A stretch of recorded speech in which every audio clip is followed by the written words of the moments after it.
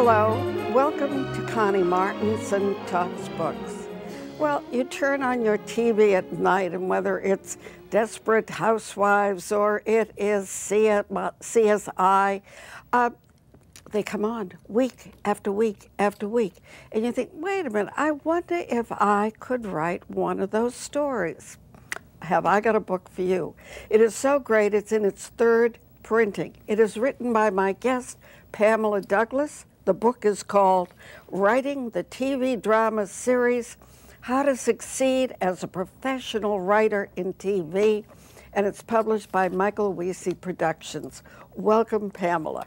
Thank you very much, Connie. And this is sort of like everything you ever needed to know if you really want to write for professional television. Yes, it is. It comes from years of my own experience and a strong belief that right now is really a golden time for television. They talk about golden ages before, but right now it's not just opportunity, it's quality. Yeah. Some great shows are being done that as literature rival the best of any kind of literature in the world. There's also a lot of garbage. Yeah, well, I mean, that goes with any entertainment. Yeah. But I should say you are professor of creative writing and television at the USC School of Cinematic Arts. Yes, I'm a professor in the screenwriting division at the School of Cinematic Arts, where I created the television curriculum, which is now very large, and we graduate hundreds of people who are actually now prominent in the industry. So we're doing well. But there is a big difference between writing for TV series as opposed to writing a movie. There are differences. On the core level, you're always dealing with characters, dialogue, action, and cinematic qualities. Yeah. So it's all storytelling, and there's a core that's in common. But the great thing about television today is that you don't have to write for adolescent boys making a lot of noise or, you know, just something very funny. That's a big summer release. We now have so many outlets in basic cable, particularly premium cable, and networks too, and whatever is coming online, that you have all of a sudden a plethora of kinds of stories that can be told. And some of them are very daring, and some of them are completely contemporary in terms of issues that people care about today. So I think there's some bold artistry being done. Yeah. You begin the book by sort of setting the scene. What is the scene? The scene of the global context, or what do you mean? The way you can have an idea getting the pilot. Oh, yeah, the stages. As a matter of fact, there is a whole thing on, I forget the page, no, I didn't, on the page on how to sort of prepare yourself for the 2-year time it will take, beginning with the traditional 2-year development and production of a new show. And year 1, what happens? Oh, yes. I talk the reader through every single step of the process, from having your first inspiration to hopefully having a show that goes 100 episodes. Yeah. That hardly ever happens. But we're looking at the possibilities.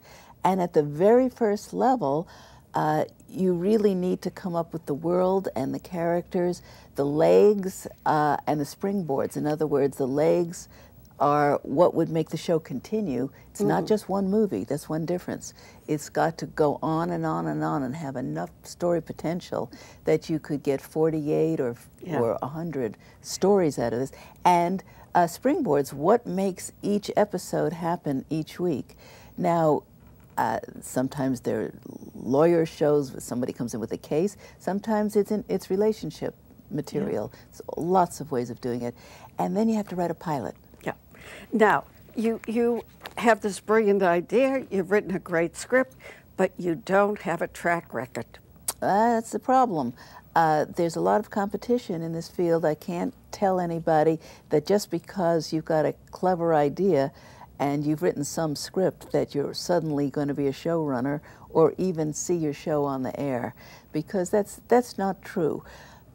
But you can get there, and you can get there by, number one, quality writing. It's really about the writing. It's not just about a high concept. If you have that, you have to give it to somebody else who can write it. Yeah. But if you're really a writer and you can get the characters being alive and meaningful, and it's either fun or funny, or it's intriguing and suspenseful, Yeah. it's got something that makes you laugh, cry, or fall in love, which are the basics of all writing. And it doesn't hurt to start getting an agent. Well, what you need after you have all that is you need representation, an agent or a manager, because you won't be able to get into the doors without them. Yeah. You can do an end run around that a little bit by allying with a production company or even an actor who has a lot of strength, if you can get your material to that person. Now, the problem, though, is if they do like your script, they do like it, and you have that actor attached to it, you might have a problem if they say, well, gee, suddenly we want it to be a dog or a girl. Oh, yeah, exactly. And there are some shows where the girls are dogs, I'm sorry to say. There's some awful stuff on the air.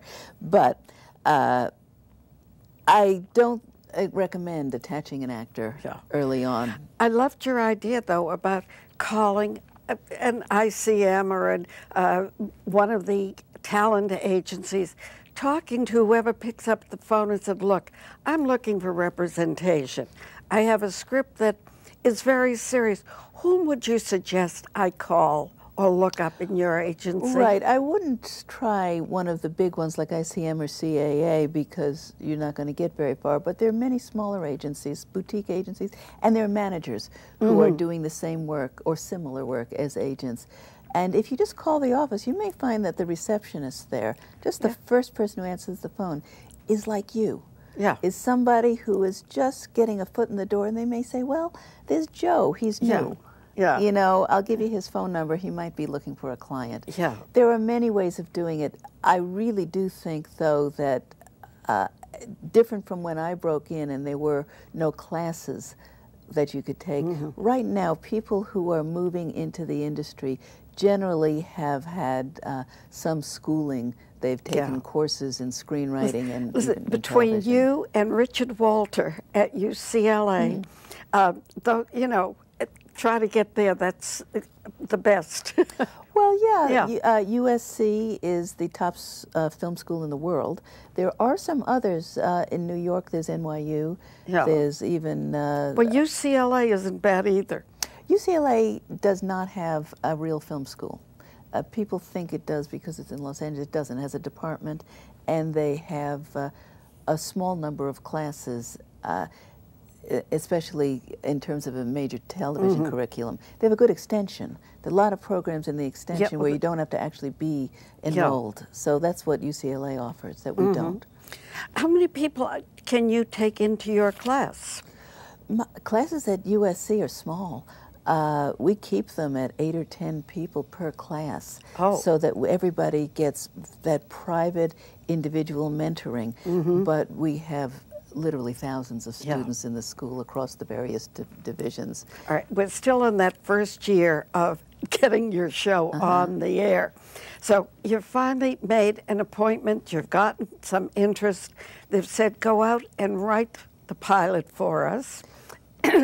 But they say, I think you better work with Joe Blow, who actually has been a showrunner. Right. It's probably not Joe Blow. It's probably, Mr. or Ms. Important, because the creation of a television series is not something you do casually. It's like, would you go into a shoe manufacturing business if you've never made a pair of shoes and guarantee that you can get 1 million pairs out every year?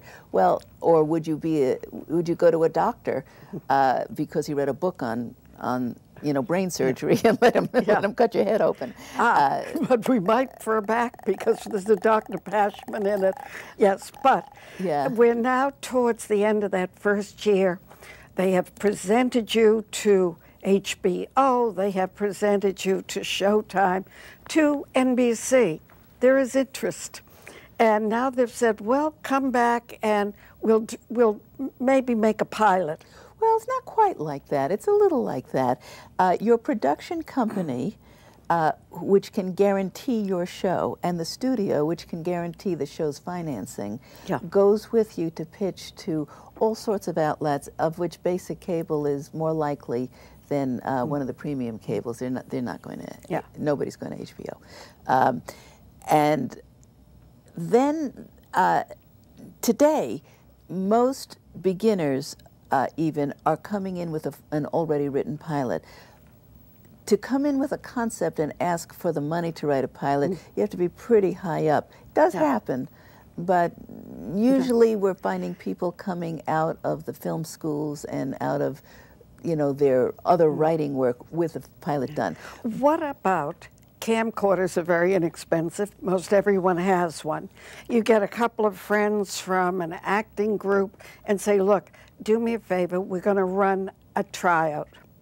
And you shoot it.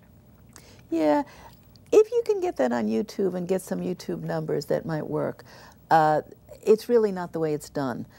It's done that way literally on the internet, but really it's the writing itself. Once somebody sees a pilot, somebody meaning a network, sees the pilot, if they love it, really love it, now comes pilot season where the pilot gets produced. And it would be professionally produced, professionally cast.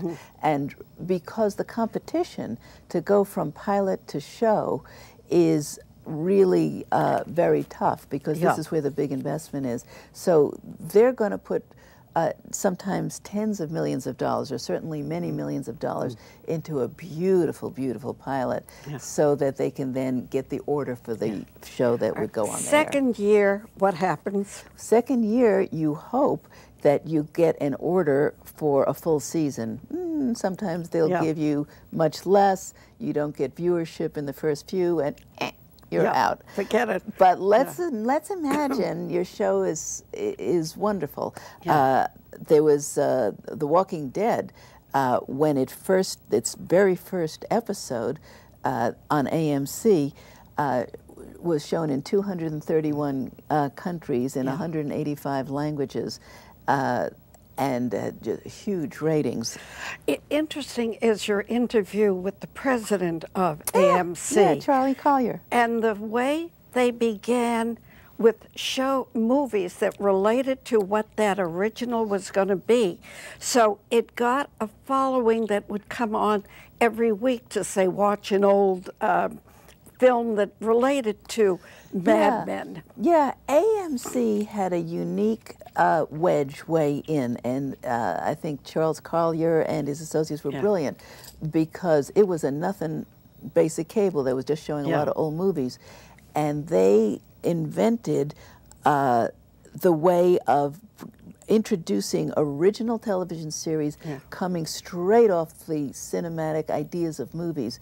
So maybe they just got lucky with Mad Men at first, but if that was just luck, that luck continued into Smarts, because then they had Breaking Bad, which is brilliant, great show, and then a slew of others, not all equally wonderful, of course. You have some very interesting interviews with people who evidently come to your class. Stephen Bochco. No, they didn't come to they're my friends. Stephen Bochco's a friend, and other people I called and were kind enough to do interviews with me. I don't have guest speakers because we don't have the time. We're busy writing. But I did go interview Stephen Bochco, Charles Collier I mentioned, David Simon, creator of The Wire. Who else is in this edition? The two who did Good Wife. Oh, The Good Wife, the Kings, Michelle and Robert King. Oh my goodness, that was so interesting, because I love that show. Good show, well done show. And could have been bad, could have been really cheap. Yeah, also it's CBS, which does a lot of procedurals that are pretty predictable. Yeah. And what the Kings brought to it was a layered approach, especially in that first season, where it was so much from the point of view of the woman character, played by Juliana Margulies, and it got into politics, it got into family drama. Yeah. It's many things. It's not just a legal procedural. Again, first I do want to say Pamela Douglas has also written an interesting book out of her own experiences, but really journey through life, called Back to Life, because it's based on having a back operation. Yes, yeah. The subtitle is A Transformation Through Back Surgery, and that is exactly what happened. My spine was collapsing. I couldn't walk. I was going to spend my life in a wheelchair, or die. It also contains, were you painting these while you were? Yes, they came from one of the things that happened from stepping away from life and away from all the things I was just talking to you about with television business and so forth, is I had to be out of my career for 5 months while I could hardly get out of bed and couldn't walk, couldn't drive. And it pushed me into what really matters. What are you living for? And it's certainly not making TV deals or even, teaching a class. I had always been a painter, and as part of my recovery, I returned to painting and emerged from this whole period of being popped out of my life as a working artist, and I have shows once a year now at Tag Gallery at Bergamot Station. It just gave me another depth and level of life. Also, I don't think it's contrary to appreciating great television, actually, because there's stuff. Because what else do you do when you're lying in there? Yeah, some of the time, actually, I couldn't watch television. I couldn't sit. Yeah. And I was drugged. But I could paint, because when I painted, my mind was not on anything physical. It somehow floated right above the pain. Yeah. Well, it's a fascinating concept and book. Back to writing the TV drama. Sure. On a pragmatic level, you talk about